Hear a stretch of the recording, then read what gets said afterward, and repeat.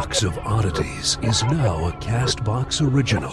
CastBox is the fastest growing, highest rated podcast app on both iOS and Android, where you can find all your favorite podcasts. You can listen to the Box of Oddities wherever you access your podcasts. But we hope you give CastBox a try. The curator is greatly pleased with CastBox. We think it's the best. What follows may not be suitable for all audiences. Listener discretion is advised. The world is full of stories. Stories of mysteries, of curiosities, of oddities. Join Kat and Jethro Gilligan Toth for the strange, the bizarre, the unexpected, as they lift the lid and cautiously peer inside the Box of Oddities. Just finalizing dinner plans with your sister. With my little baby sister? With your little baby sister. My little baby sister? You know, my sister has like a master's degree in clinical psychology. Mm-hmm. And my dad has a PhD in mathematics. Yeah. My mom had a master's degree in sociology. Mm-hmm. I'm a podcaster. You do good. Thanks. I appreciate Yeah. that. That's really good. I am jazzed because we were actually doing this in advance, which the last time we waited until like the last minute before the podcast was released, and it freaked me out a little bit. And yeah. So this makes me feel better. You're a little more comfortable going into this. I've had time to group. I don't want you to get flustered. You know how I am when I get flustered. I remember a few incidents where you got flustered for sure. Like when you almost pushed that kid in the duck pond in Washington. Oh, no. It's a horrible story. I'm so embarrassed by that story. It's nothing to be embarrassed about. Once again, it's endearing. Is it? Yep. Is it really? I think probably I'm that crazy person that kid will talk about until he dies. We were in D.C. We're at the Lincoln Memorial, and we're standing there in front of the reflecting pond. And, of course, there are ducks there. And there were a group of loud, obnoxious adolescent boys showing off. Mm-hmm. And one of them was throwing rocks at the ducks. And No, he was trying to grab at the duck. Oh, was he? Yeah. Okay. He was trying to lure him in with goldfish crackers and then would leap toward him trying to grab at his tail feathers. Much to the delight of his companions. But he tried that one time too many, and Kat leapt into action. Right there in front of the Lincoln Memorial, she screams at the kid. I said, "Please stop doing that, young man." I remember it being more like, "I swear to Christ, if you don't leave those ducks alone, I'm going to push you in the pond." It was something like that, yeah. Yeah, and like all the tourists were there with their cell phones filming. We immediately went back to the hotel and checked YouTube. Keywords, crazy, duck lady. We didn't find any, but if you happen to find any, let us know. Yeah, sorry about that. No, it's beautiful. I scarred him. No, he deserved it. He was being a wise ass. I mean, I agree, yeah. Yeah. And then there was the time in Bar Harbor where the kid was aiming a slingshot at a seagull. Yeah, I forgot about that. What was the threat you tossed in his direction? I didn't threaten him. I just told him not to do that. Uh-huh. With my finger in his face. In kind of a looming manner. You know, his parents should have been watching him anyway. I thought your suggestion on where he could store his slingshot was unique. And that how you would help him do it. Anyway. Any hoozle, you're an animal lover. I love that. I love that about you, babe. Barb. All of a sudden, I'm Sammy. This is, in case you weren't sure, I don't know how that would have happened, but anyway, it's the Box of Oddities. And we are so happy to have you join us. We're online at theboxofoddities.com, which is where you can email us. And we want to shout out big time to our friend who sent us some beautiful art. Yeah, she lives in Nashville. Her name is Lucy Rice. She's a graphic designer and an illustrator. And she did, I don't know, maybe you saw it on our social media. This beautiful original art piece for the Box of Oddities. It's it's just beautiful. And we're going to upload it and put it on our merch site. So if you'd like a copy of it, you can get it. It made me cry. She wept. I haven't seen her weep like that since she threatened to push those kids in the duck pond. I didn't cry. That kid cried. He didn't cry. He smirked at you. Which made things worse. It did, yeah. I had to pull you away. It was escalating quickly. She's got a website, right? Lucy Rice? Yeah, it's lucyrice.com. Lucie rice.com. Thanks a lot, Lucy. That was great. That really was great. It is great. Present tense. It'll always be great. Forever and always. So it's my turn to go first this week. Yay! Got an email at curator@theboxofoddities.com. It's from Miriam, who is writing about the unsavory topic of Victorian photos. She said, I recently heard that Victorian photos often contain a dead person. Is this true? Please help investigate and educate. Thanks for all you do. You keep my stay-at-home mom life interesting. Well, that's really sweet. You're talking about post-mortem photography. I love it. This is from the Victorian period especially. It's also called memorial portraiture or mourning portraits. And what it is, it was a practice that was really popular in the 1800s and into the early 1900s of photographing the recently deceased. These photographs of deceased loved ones were a normal part of American and European culture. They would be commissioned by grieving family members, and the idea was, of course, they wanted to preserve their likeness forever. And photography was a new thing back then.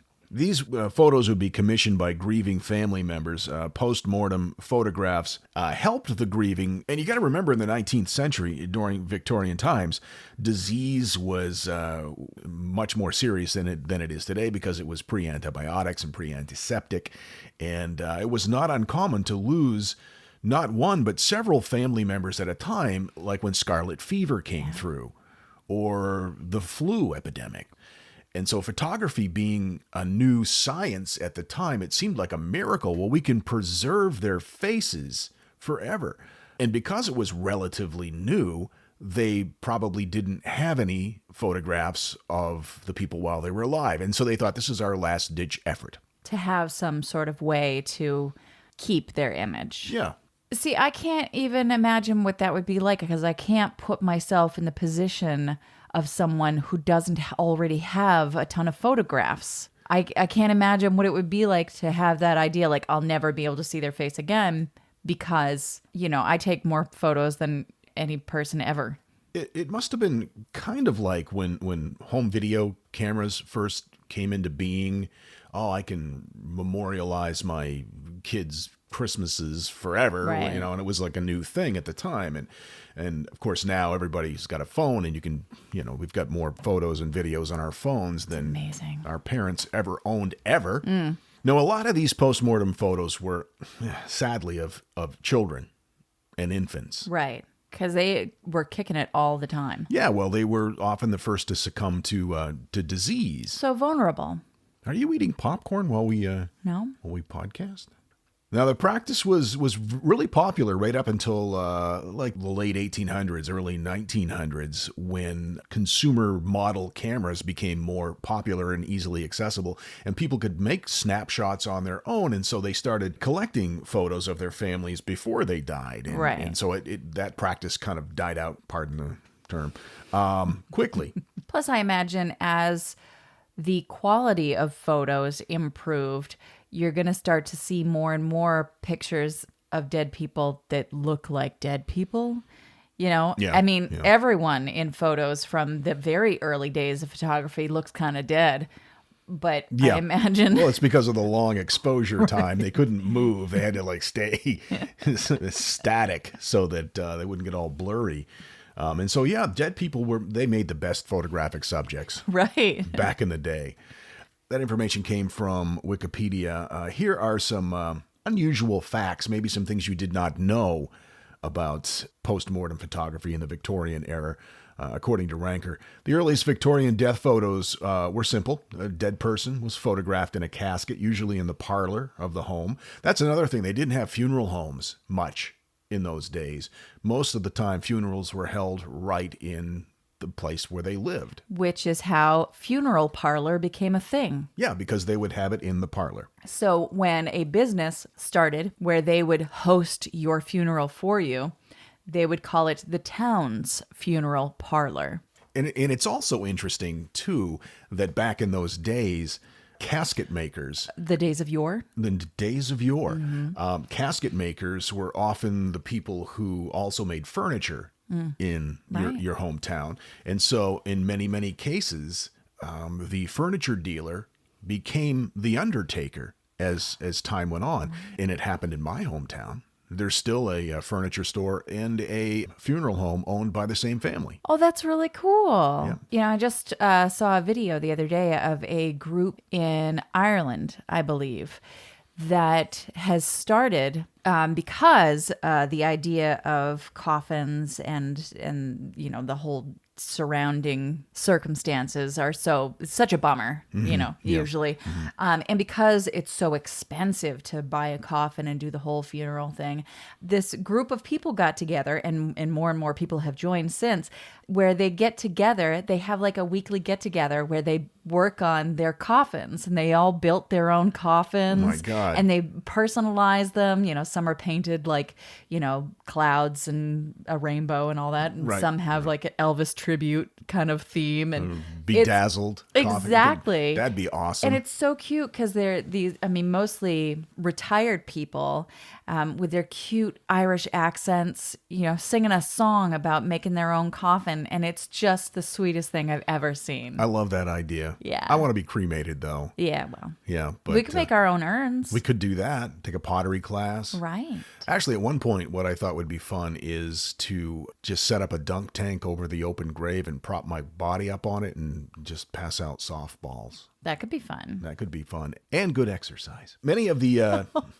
I just pictured how, like, if that were actually what happened. Okay, so you're in the dunk tank, and then so you out of the dunk tank into the grave hole. What's it called? Grave hole. grave hole, So because of the way you fell, like your body would be so like like a puppet, like a marionette, twisty, and it would just be so upsetting to like lean over and see you all like like just your limbs all pretzeled. just shovel it in quickly, and don't look. That's what she said. Many of the post-mortem photos of children were what are called hidden mother pictures. They were taken because the mother didn't want to be seen, and she had to hold the dead child up, so she simply hid behind a sheet. They would put a sheet over her, and she would hold the baby, and they would take the picture that way. And here's an example of that. Maybe we can post that on our social media. Isn't that weird and sad? So moms have always been like that. Don't take my picture. Yeah. No, don't. I know. Mom, it's just, God, everyone in the picnic's going to be in the picture. I don't want my picture taken. One of the big problems, obviously, with photographing dead people is they don't look very lifelike. Yeah. And so one of the ways that they did that, this was like the early Victorian version of Photoshop. They would actually paint their eyes on the eyelids to make them look like they were open. No. Like, look at that picture. Oh, no. Yeah. Oh, that's upsetting. Yeah. That's no. They were painted on their eyelids, and then later they got fancier and they just painted it right on the negative. Really gross. They also had specially made stands. Like a doll stand. Yeah, they would. Good Lord, I'm looking at this picture. It's terrifying.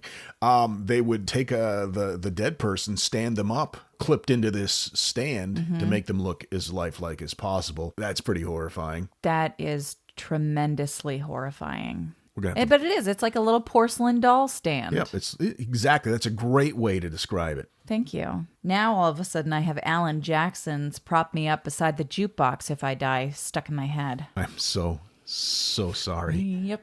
Beside the jukebox if I die. The childhood. Oh Lord, I wanna go to. Okay, sorry. The childhood death rates in the Victorian era were very, very high, of course, because of the disease. Smallpox would sweep through a town. And of course, as we mentioned before, the younger and the elderly are the ones who would succumb the quickest, and oftentimes many at the same time in the same family. And parents would also pose with their dead children, and even some of the other children who survived. Here's a photo of like 3 young siblings standing next to their dead sister, who is propped up in one of those porcelain doll stands. It looks like she just doesn't want to be in the picture. Yeah. Oh, I don't want to.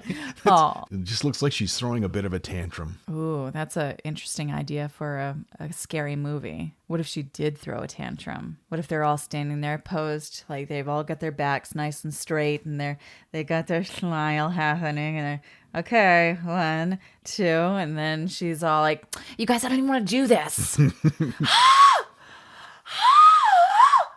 Like that. Some photos were taken with more than one deceased person in them. Oftentimes, if like a parent passed away the same time a child did, they would prop the parent up, and then they would put the dead child in their lap and paint the eyelids and try to make it look as lifelike as possible. But when you look at these old post-mortem photos, you can tell like by their hands. In this case, he's holding a child, but his hands are like in rigor mortis, and you can tell that, he's not alive. Yeah. Plus, the painted eyelids are creepy as fuck. Yup. Now, I recently read this book called The Victorian Book of the Dead, and you can find it on Amazon. It's a collection, among other things, of old newspaper articles that they culled through. And this one I found, this was in the Otago, New Zealand Witness, September 23rd, 1897. It tells the story of a photographer who said that a gentleman gave him no name, but handed him 4 5-pound notes requesting service in the following case. A girl had been found dead in the Thames and was then lying in one of the dead houses. This is how the article reads. The photographer was to take steps to get a photo of her. If he succeeded, the gentleman, who appeared to be very wealthy, promised another 20 pounds. As may be supposed, the photographer decided this was a matter worth exerting himself in. By the judicious laying out of a sovereign or two, he obtained admission to the mortuary, took the snapshot of the dead girl, came away, and set to work to develop the photo for this mysterious customer. They were ready, 50 of them. When he called, they were handed over. He got his 20-pound note. Mm-hmm. He often wondered what on earth they wanted the photo for. It seemed like one of the saddest businesses I had ever undertaken. Photographing the dead is a gruesome job at any time, but the white face of the poor girl, quite a young thing, with her wide staring dark eyes and long mud-stained hair, fairly haunted me. I decided that I should hear no more of the matter when suddenly the result came like a thunderclap upon me. A young gentleman at the West End committed suicide by shooting himself with a revolver one day. The reason for the deed, no one could imagine. He was young and wealthy, an officer in a crack regiment. He was married. He was going to be married in a day or two to a wealthy, handsome lady. He had sat down to breakfast, his valet said, and had proceeded to open letters. The servant left the room, heard a gunshot, came back in, and saw him holding a picture of this dead girl. Apparently, it was one of the photographs that I had taken. I learned from the servant what did not come out at the inquest, and that was that these photos had come by post each morning, the same time, every day, for days and days and days. Who sent them? No one knew. I held my tongue as to my customer. It was a queer case. For the sake of all parties, I kept silent.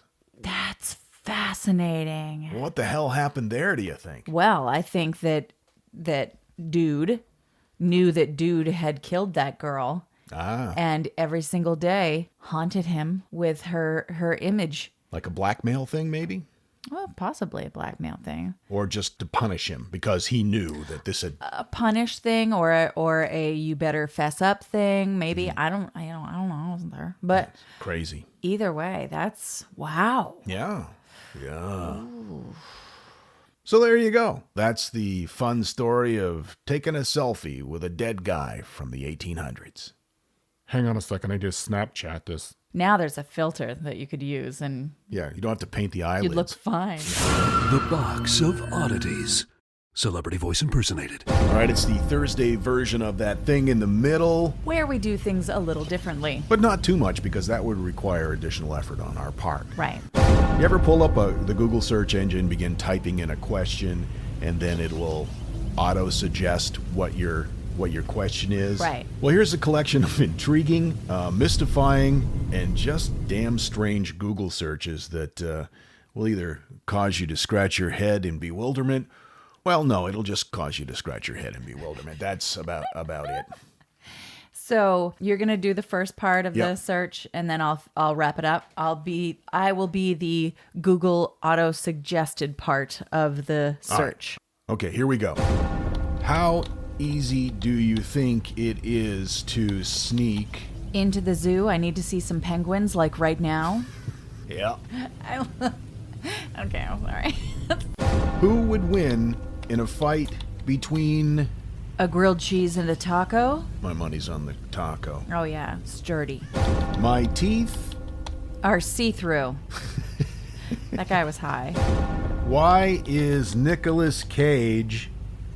On the cover of a Serbian biology textbook. These are real. We're not making this up. I hate it when... I'm studying and a velociraptor throws bananas on me. Yeah, get in line. Why can't I... Own a Canadian? Can you do that? And I know this, usually we just do 5, but there were so many good ones, so we're going to end with this one. I hate it when... Jesus rides his dinosaur in the house? Yes, that's what I meant, Google. Thank you. He's always knocking over the coffee table and spilling drinks. Never cleans up after himself and uses that short arm excuse. Stupid dinosaurs. Oh, you were talking about the dinosaur? The Box of Oddities with Kat and Jethro Gilligan Toth.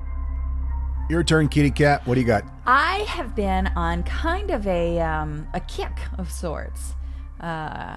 I didn't notice it until I was getting ready for today's episode, and then I realized, wait a minute, this topic is also about fire. I've been hooked on fire lately. I don't know what's going on with me. Okay. So sorry, but this is something I was inspired by I think it was a Ranker list or a BuzzFeed article or something, and it was photos of this abandoned town. It's in Pennsylvania, and I think you've seen photos of it as well. Is it the one that... Fire underneath, All right. Coal know mines. what's up. Coal mines burst into flame, and this fire's been burning underground. Yes. Okay, yeah. What I've heard of it, but I don't know the details. Well, you just said all the details. Okay. I don't need to do this. Thanks. Apparently. Thanks for joining us, everyone. Goodbye. Psych. Psych. Wow. I missed that show. It was a good one. On May 7th, 1962, the Centralia, Pennsylvania Council met to discuss the approaching Memorial Day and how the town would go about cleaning up the Centralia landfill, which was introduced earlier that year. The 300-foot wide, 75-foot-long pit was made up of a 50-foot deep strip mine. At this time, and it wasn't just in Pennsylvania, it was all over the place, people would just pick spots in the woods and dump their trash. So there were garbage piles everywhere. And Centralia said that they wanted one central dump hole. So they picked this spot. And this was a pretty common thing that old mine shafts were used as dump holes. I'm just enjoying hearing you say dump hole. Yeah, I mean, I think it's our next t-shirt. So the town wanted to clean up this mine dump that they had created earlier in the year. It was kind of grody, and there was some concern that because of what trash does, there's the friction and there's the composting, and there's, naturally heat builds up, and so they were concerned about the holes that were within the mine that connected to other mines, and they wanted to fill those holes with non-combustibles. Okay. So they kind of cleaned out the dump a little bit, filled the holes up with non-combustibles, and then were like, okay, now what do we do with all this garbage? So the council minutes do not describe what procedure was proposed in the city council meeting, just that they had decided that they were going to clean up this mine. thumbs up, everyone said, we're in. And it's suspected that because, according to state law, setting a mine dump on fire was not legal. And so the thought is that everyone there kind of decided that that's what they were going to do, is just light the garbage on fire. And just hope for the best.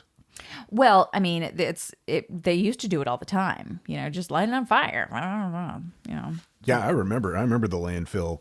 Again, in my hometown, they would just burn the trash. Every Saturday, they'd burn the garbage. Right. So the Centralia City Council set a date and hired 5 members of the volunteer firefighter company to clean up the landfill, quote unquote. Seems kind of strange that you'd hire firefighters to clean up the landfill if you weren't cleaning it up with fire. So a fire was ignited to clean up the dump on May 27th, 1962. And that night, water was used to douse the visible flames. However, a couple days later, more flames were spotted. And so, okay, it was a big fire. Sometimes things happen, NBD. So they used hose hooked up from a nearby hose hooky-uppy water shooty.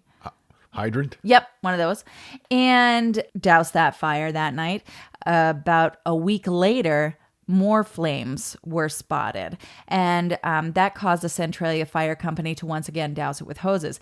A bulldozer stirred up the garbage so that the firemen could douse the concealed layers of the burning waste, kind of like when you have a campfire and you kind of kick around the ashes and then dump more water on it. But as the waste burned down, they discovered that there was a hole in the mine that they had not filled with non-combustibles, and they couldn't see it because of the garbage that had, covered the hole. So now they realize, oh, I see what might have happened. The fire may have moved elsewhere. And again, this was in a mine system that was connected to a lot of other mine shafts. Correct. They were hoping that wasn't the case, which is why they had filled those holes. They wanted it to be a single mine shaft hole that they could just keep contained, but they did not do that right. And so they found the hole. It was about 15 feet wide and several feet high. It was at the base of the north wall of the pit, and garbage had concealed that hole. So early June comes, and a man miles away says that he's got fumes pouring out of his land, but the town's not convinced yet, and people are still tossing their trash in the pit. And so, more fire is happening, and it's, 1962. A member of the council contacted Clarence Mooch Kashner. He was the president of the Independent Miners, Brakermen, and Truckers Union at that time, to inspect the situation in Centralia. Kashner evaluated the events and called an engineer nearby. And they said that they could dig out the smoldering material using a steam shovel for $175. That seems reasonable. So a call was placed. Steam shovel. So a call was placed to someone else who was going to help. They brought down gas detection equipment. Tests concluded that gases were seeping from the large hole in the pit and from cracks in the north wall, and that carbon monoxide concentrations were high enough that they determined that it was a coal mine fire, that it wasn't just garbage that had not been doused yet. Meetings were set up to figure out what to do. Officials in Centralia said that the fire was of unknown origin.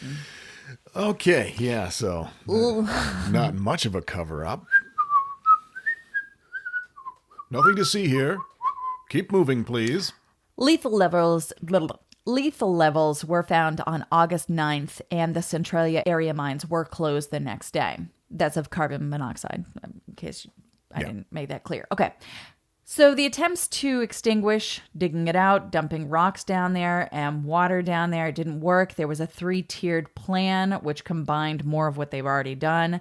They mixed water with sand at one point and kind of poured it down, and that didn't do anything. That plan was abandoned in 1963. So it's about a year later, and they're like, well, this isn't working. and the fire just kept burning. My God.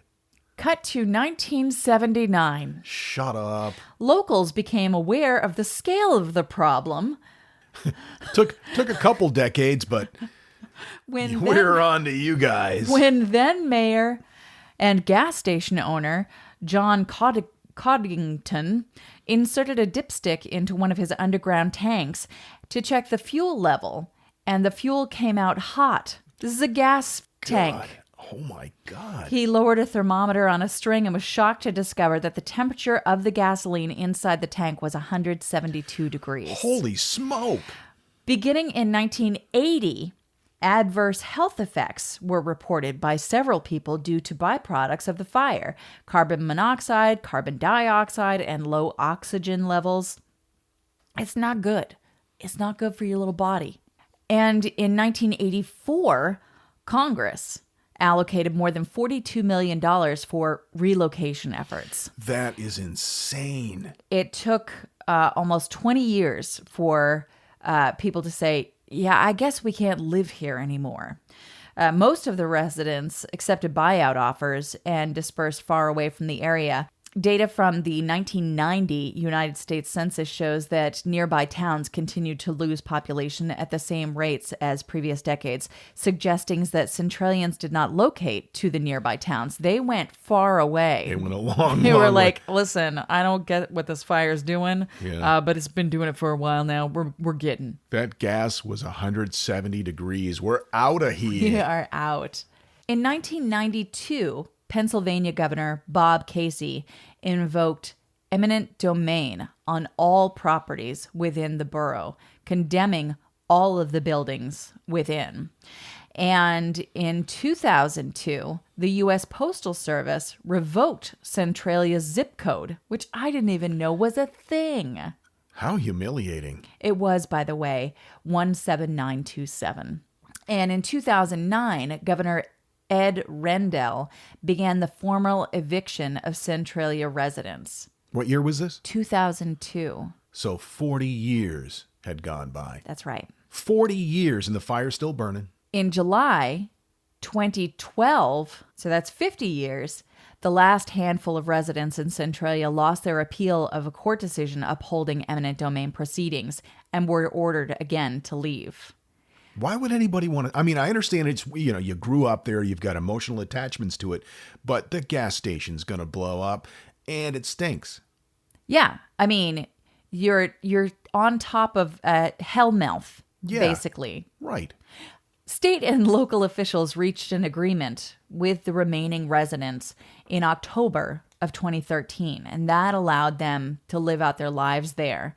They weren't going to move. They said they grew up there and that's where they were going to stay. GD it. Mm-hmm. And so they were kind of grandfathered in. I'm imagining that they all were actually grandfathers too. After they kick it, the rights to their property will go to eminent domain. So as of 2015, the population of Centralia is 7.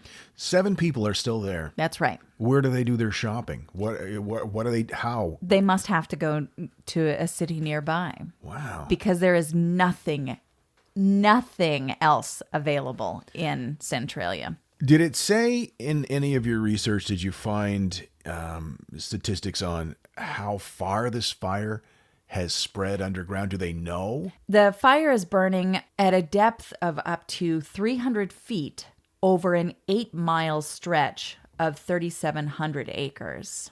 My God. So there are nearby towns affected as well, but not as intensely, of course.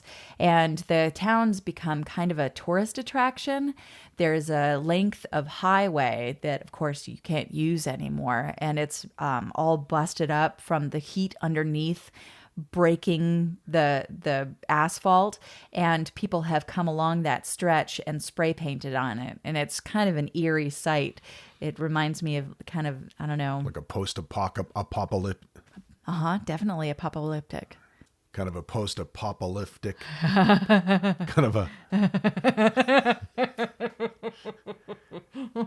kind of an after the bad thing happened thing. Yep. Yep. One of those. And of course, any buildings that are remaining. Apocalyptic. Go ahead. Very like 12 monkeys, the nature's taking everything back kind of situation. Oh, there's a picture of it right there. That is creepy. Super creepy, You know what? right? That looks like Chernobyl. That's what I was going to say, but I was afraid I would mispronounce it. No, that's my job. So that is the 50 plus year burning fire under a small town in Pennsylvania. Can you imagine being the guy who lit the original fire? He's like a fireman. They're like, yeah, we're going to have okay, what are you doing Saturday, Frank? Nothing. What? Well, we need somebody, just, it's a little garbage fire that can you go down and maybe oversee that? And, you'd be home by noon. Yeah, okay. All right. 50 years later, you've burned a town down and set the world on fire. Mm-hmm. The entire planet is burning from the inside out. Thanks, Frank, the fireman who I just made up in my head. Well done, sir. Frank's ancestors changed their last name. Right. Shunned. Shunned and scorned by the local population.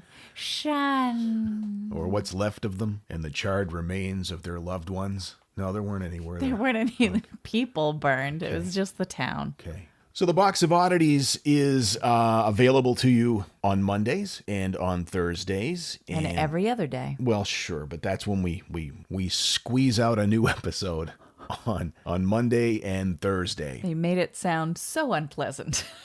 Well, it's the Box of Oddities, after all. We love hearing from you on Twitter, Instagram, Facebook, email, what have you. Oh, and we should thank Jimmy Kimmel for tweeting us out. That was really cool. Yes. Thank you, James.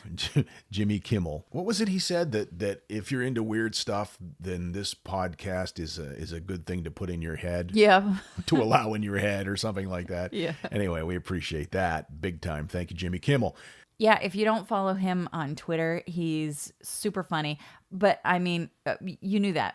But his wife, Molly McNeary, is hilarious. Oh, she's very You should funny. definitely follow her on Twitter. Yeah. All right, we're out of here. We'll see you in a couple of days. Thanks for being here. Thanks for being a freak. Thanks for allowing us to be freaks. Keep flying that freak flag. Fly it proudly. And so, let it be known that the Box of Oddities belongs to you, and its fate is in your hands. Henceforth, the Box of Oddities commits to the telling of stories of the strange, the bizarre, the unexpected. We wish to offer our deeply felt gratitude and appreciation for your patronage. TheBoxOfOddities.com. Copyright 2018. All rights reserved. Sometimes I like to lay on the floor and pretend I'm a carrot. Cool beans, buddy.